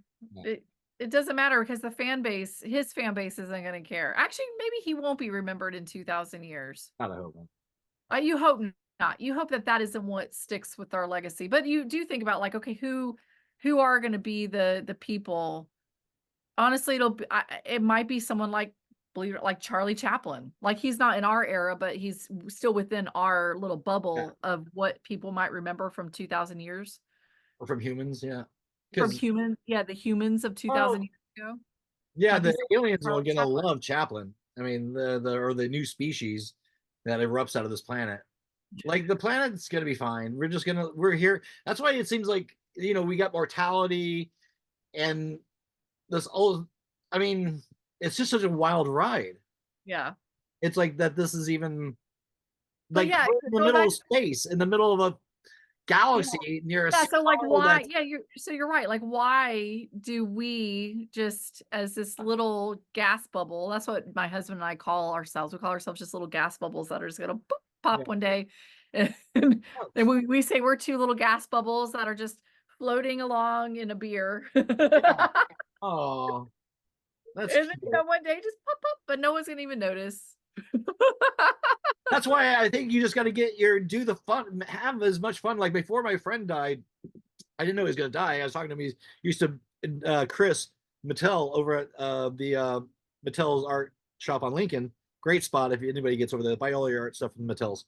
But before he passed away, because it was like, we were like it was right before COVID, and I said, so what do you? And it was his birthday or something like that. I said, what do you have, any words of wisdom that you can give me on, and he goes, have fun. Yeah. Have fun. Don't forget to have fun. Yeah. It's so easy to get wrapped up in this stuff, and people that live in pain bodies. And about pain body, that it becomes a personality, that people, that it's a host thing. It's Nicola, not who did it, Tully. Who's the guy who did it? Tully. Anyways, it's this way of describing negative energy fields and stuff like that. And people that get caught in other people's negative energy fields until they're consumed and they can't get out of it. Or that's one way. But like, to remain vigilant and creative and happy is, I guess, the point. I don't, we're not going to really care when we're dead. No. I don't think. You're gonna be staring back at your body and going, oh, that was a good time. Oh no, I did care. Holy shit. I'm still here. Please, no, don't close the door. No. That's a nightmare, being trapped in your own, like, oh my gosh. Let's not even. Okay. Are you looking forward to any movies that are going to be coming out? Did you see Dune 2? I did. I loved it. Okay. Can you give me some of your quick thoughts? And we'll wrap it up here soon if you want. But what are your thoughts on that film? Did you see it in the theater, IMAX, or what? Yes. Okay. Oh yeah. No, I saw it, I think, opening weekend. I kind of wanted to see it again while it was still in the theater, but I didn't get a chance to go twice. I actually liked it better than the first Dune, which I was very surprised, because I loved the first Dune, and most of the time, the second round of a film I'm not as into, but I loved it more than the first one. Oh yeah. I love Greg Fraser, that DP. Like, I think his work is just gorgeous. So the cinematography was something that I noticed immediately. Well, from the screen, from the opening shot, it was like, yeah, that voice came on. I was tripping on mushrooms when I saw it. Oh no, you and your mushrooms and watching. I had to. The sound. I gave it a mushroom movie review. On mushroom, that was insanity. Oh, I'm sure it was. I can't imagine watching a movie that way. I loved Austin Butler's character in it. The black and white sequence was insane. What kind of photography was that? They used that black and white? Yeah, the black and white. God, I can't think of it right this second. Infrared. They were doing reversal film, I think. They're using infrared. Infrared, sorry, yes. They were using infrared, yeah. Great idea. I saw the behind the quick little interview with him, and he saw, okay, he had to make that phone call. He's like, okay, are you sure? Because there's no going back. He was only, they're about to shoot it. And then all the film stock and everything, he's like, this is happening. This is your last chance. You're going to let me do this. I said yes. And what a great sequence.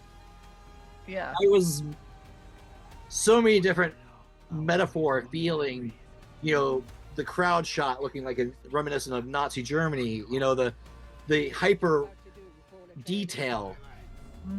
Yeah. And the glasses reflection in her skin. Yeah. She's like looking at the blue little line of blue. Yeah. Yeah. I have to watch it again, honestly, because I need to refresh my memory on a lot of it, because it was, seeing it once was not enough for sure. Yeah, I saw it twice. The fight sequence, and this is all without even talking about the performances and just the pacing. And I love that shot. I'm forgetting to mention, but like that one shot where Josh Brolin's character was getting out of his that spaceship, which was fucking amazing, great looking. He picks up the sand and goes, juicy, juicy. To the sand, because they're trying to find the spice. and then they get out, and that square goes flying across the desert and hooks onto the back of the side of that ship and blows up. That that magnetic mine square thing. Yeah. That was like, it's like new weapon, like the the weaponry that they're thinking of, using to make something look as different as possible. It's weird. It's weird because it is futuristic, but it's also so steampunk and archaic at the same time. Just like the way that the ships look, it looks old, but it's new technology. The art direction of that is beautiful. Like that hands down, I think is. Well, it's gonna win everything at the Oscars. At least those other films should be happy that film didn't come out the way when it did, because it would have destroyed everything. So, do you know what shot is probably one of the most amazing shots I've ever seen in cinema? Is in that movie. Granted, Which one? The mushroom, but I blew my mind. It was the shot of the water reflecting inside their water well. How those two piers were reflected in the water. It was when I don't know if I remember. I mean, you gotta see this movie again. There's a shot where he I forget his name, takes her into the well where the water is. Yeah. Yes. Well. Yeah. The giant. Yeah. That shows the huge water. Right. And how it was reflecting. Mm-hmm. I just found that to be amazing. I do have to watch it again. Yeah. Sorry, I don't have a lot to contribute, just because for me to really talk about a film, it's got to be a multiple watch. Yeah, well, see it again as soon as possible. Yeah, it's really good. So patterns, real quick, and we can go. Let me know. I'll talk to you forever. I do have to go somewhat soon. Okay, so 5 minutes. Yes. Yeah. Absolutely. Yeah. Okay. Besides predicting westerns coming back, are you seeing anything? Bridgerton's a big thing. Period pieces. Are you seeing people getting away from the superhero films? Everything has 10-year cycles of things, it seems. What would be the new sort of? No, I don't know what people are really trying to produce these days, especially since we don't know what's coming in production, because it is slow right now. So I don't know what the next hype is going to be. It's up in the air. Like, I talk to my agent all the time, just trying to get a sense of like what producers are talking about producing and what content's coming out, and there's just not a lot of information right now. It's a weird. Going through a big, well, So in a weird Reset. Hollywood's going through a big change, maybe. It's a big change. It's a purge. It's a reset. It's all the things that hurt the regular crew members for sure. But at the same time, it's kind of like for a minute there was just too much content being produced. There really was. It was great for all of us because we get to work all the time, but there was just a lot of content being produced by all the streaming networks. So whether or not they're scaling back on all of that or taking it elsewhere, taking it to different countries for tax purposes and all that kind of stuff is still kind of yet to be seen. We just don't know exactly what's going to happen with the states and Los Angeles in particular of how it's going to bounce back from everything that's been happening the last 2 years. Yeah, and like with the people, another thing that's changed a lot is the death of the movie star.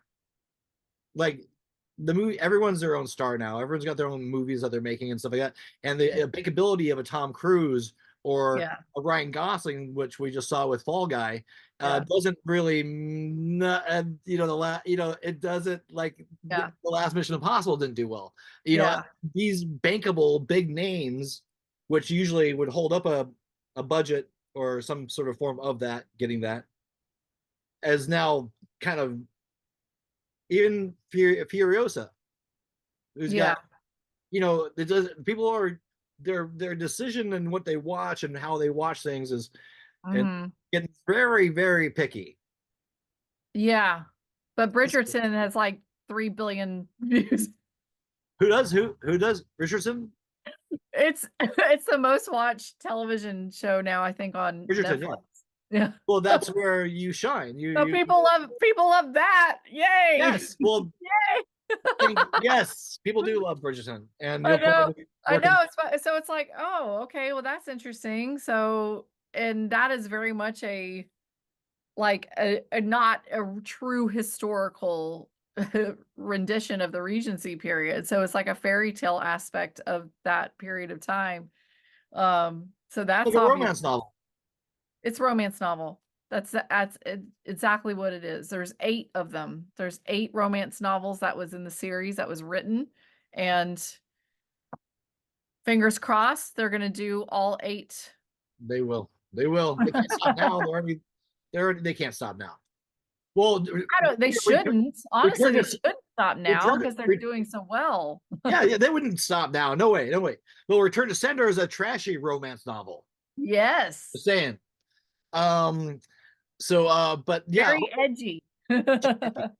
I like. I mean, we're gonna throw this joke. Maybe I'll put in a chat or whatever. There's gonna be a way. You need some money. Oh, that's right. That money. Support the show. I'll put a little QR code at the end of the show. You can. Oh, and we'll show the Salome movie at the end of this. So if you cool. See Salome, you don't have to stick around. I'll do that in the edit afterwards. Yeah, but I'm gonna watch it when the edit comes out because I haven't seen it in like 20 years. I think it holds up. I love this movie. I wonder whether how to like the star Alicia De La Rosa, but I think she moved back to Italy, I think. Okay. But that gave me a taste of actually, I mean, it's just nice to pay people. Yeah, because that doesn't happen all the time with shorts. It's hard a lot of times shorts are going to be for passion projects and people are volunteering. And so the fact that you had a little bit of money to pay people and get some crew, that was really good. Yeah, even you did such a good job. I paid you extra. That's all. I just hear. You did? Yeah. You're eating your pizza. You're starving. You're eating your pizza, and I was all you did. Or I said I gotta give you more money. That was just ridiculous. And so I just gave you, I don't know, an extra $75 or $100 or something like that. And I was like, I can't just give her that. That's ridiculous. Well, thank you. I appreciate it. Well, you blew my mind. You're amazing to work with. And that's why you continue to work today. Because hopefully we'll get to work together one of these days again soon. That would be amazing. I would love that. Yeah. Okay. What do you do the rest of your day? I have a Pilates class. Nice. Nice. See, you're an athlete. I love it. Yeah, well, actually, this is the first time I'm trying Pilates. I've never been to a reformer class that actually uses the machines, but I felt like trying something new today. So, Oh, that's nice. That's good. You're motivated yes. and inspired, and I you're like to gonna. stay fit. Yes. I think also to be in the film industry, you gotta have stamina because you're on your feet all day, you're working 12 hours. Like, I think it's important to stay in shape. So when I'm off work, I try to work out a lot. Yeah, I'm on my feet so much just running around all the time. I'm like on and just I like being on my feet. My friend Arnie Wong, who's a really great guy. He's older now. He's an animation. He worked on like Tron and stuff like that. Oh, And cool. yeah, I had a 4 hour interview with him on the show. We just went on for he lives in Hawaii. He's amazing, amazing human being. And then I think he's going to start his own podcast because I said, every special effects guy in the industry, even, he's worked on everything. He helped design and do the light cycles. Oh, wow. Oh, those are Yeah, so cool. yeah. Yeah. So we're talking, and he teaches Tai Chi to older people, Okay. and we're talking about staying like he said the purpose of us doing Tai Chi is not to die weak, is but to die strong. Yeah. Yeah. So if you start losing your these muscles, your Or yeah. thighs, that's when people start falling, Yeah. tripping, Yeah. and as an older person, you start doing that, hip Yeah. break a Yeah. hip, Strength training. it starts going downhill. So to keep your legs, these muscles in particular, strong, so you're Yeah. standing up, so you know how to fall if it Yes. happens, not where you're falling like a bag of lettuce. Yes. Bag of lettuce. And we all know what that's like. We know what that looks like, a bag of lettuce falling. So Um, random. well, Oh, thanks, man. thanks for being on the show. Thanks for coming. Oh, yeah. No, thank you for asking. This is great. It's so good to catch up with you and see you. And next Yeah. time I'm in Oregon, so my sister lives in Oregon. Next time I'm in Oregon, I'll try to visit. Oh, please. Whereabouts? If you She's in don't, Portland. Portland. You know what? Have you ever been to Silver Falls? No, but I've heard of it. Oh, when you come, we'll go to Silver Falls. It's between. Okay. We're basically the same distance apart from Silver Falls. It's a Oh. place has 10 waterfalls. You can walk behind some of the waterfalls. You can have there's a little platform and like whatever clip you can do, like a short clip of it, like you Yeah. can do a 2 hour thing, a 4 hour thing, or a 7 hour thing. But Okay. it's like waterfalls. There's one that looks like a fractal, just like for the side. Yeah. It's insanity. Oh, that'd be awesome. It's a crown jewel of Oregon, or Okay. I think so. No, But I love that. I love that stuff. I love hiking and getting out in nature and yeah, that'd yeah. be great. All right. Well, when you Cool. get over here, let me know. Okay, sounds good. All right, well, take care. It's good to see Oh you. wait. Do you Oh, want people to find you on your socials or your oh website? yeah, you can. I'm just Alicia Cam Chick on Instagram. I know it's a funny little handle, but I can't get rid of it at this point because I like it. It's you. That's the only social that I really use. Do you have a So, website? yeah. Oh, AliciaRobbins.com is easy if you Google it. I do have a YouTube channel. I do like tutorials and stuff on there sometimes. But you can find all that stuff basically through my website. Great. Yeah. This has been fun. Thank you so much. So let's keep in touch. Oregon, Yeah. Silver Falls, Jimmer Center. Enjoy your Pilates. And thanks to your manager. Can you say thank you from me to her too? Yes, of course. Connecting. I will do. Yes. Well, you keeping people inspired. Have fun on Yay. Bridgerton. Thank you. Thank you. I don't want. Okay, I'll see you in the future. All right. All right. Talk to you later. Bye-bye. Bye. There isn't any noise. I can hear nothing. Why doesn't he cry out?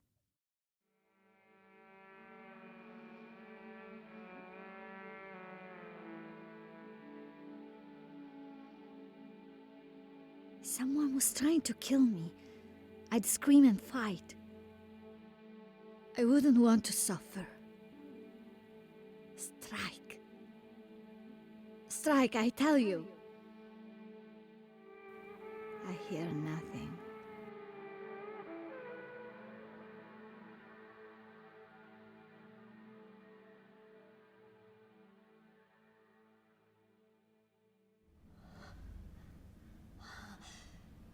You didn't want to let me kiss you, John the Baptist. Well, I will kiss you now. I will bite your mouth with my teeth, the way I bite into a ripe fruit. I will kiss your mouth. I told you so, didn't I? I told you.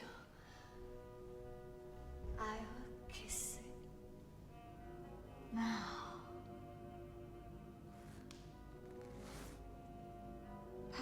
Why don't you look at me? Your eyes, which were so terrible, so full of anger, are closed now, and your tongue was a red snake darting poison. It doesn't say anything. It doesn't move anymore. It's strange, isn't it?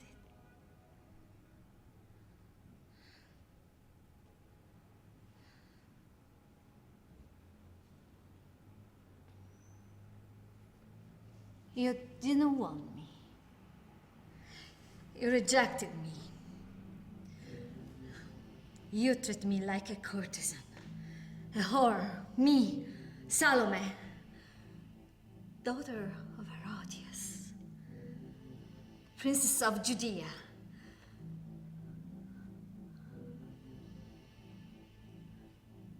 Well, I'm still alive and you are dead, and your head is mine. I can do with it as I please. I can throw it to the dogs or to the birds, the air. Jokanan. Jokanan.